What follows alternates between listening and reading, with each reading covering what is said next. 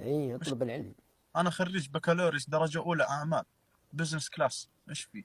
وش دخل البزنس في الشريعة؟ درجه اولى. اي لو اسألك الان في كتاب التوحيد اللي في اول متوسط ما تجاوب. عفو عليك، ملعبي. ملعبي. يا شيخ او تسالني في ملعبي. الله اكبر. تسالني في الله. ملعبي الذي احوسه وادوسه ومختمه.